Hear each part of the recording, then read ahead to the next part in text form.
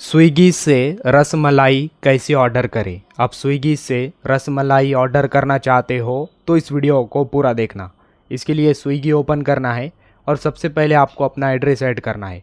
Address add करने के बाद सर्च ऑप्शन शो होगा, सर्च पर क्लिक करना है एंड यहाँ पर रसमलाई टाइप करना है।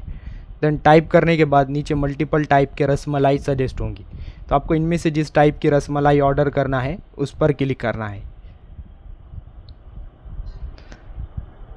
देन क्लिक करने के बाद उस टाइप की रसमलाई सजेस्ट होंगी। देन इनमें से आपको जो मंगाना है, जो ऑर्डर करना है, फिर से एक बार उस पर क्लिक करना है। देन क्लिक करने के बाद ऊपर आपको फ़ोटो दिखाई देगा, नीचे नेम शो होगा एंड प्राइस शो होगा and right side add option आएगा, ऐड पर क्लिक करना है। फिर व्यू कार्ड ऑप्शन शो होगा, इस पर क्लिक करना है। देन फिर पेमेंट मेथड ओपन होगा, यहाँ पर पे ऑप्शन आएगा, पे पर क्लिक करना है एंड पेमेंट करना है। जैसे आप पेमेंट करेंगे आपका ऑर्डर कन्फर्म हो जाएगा।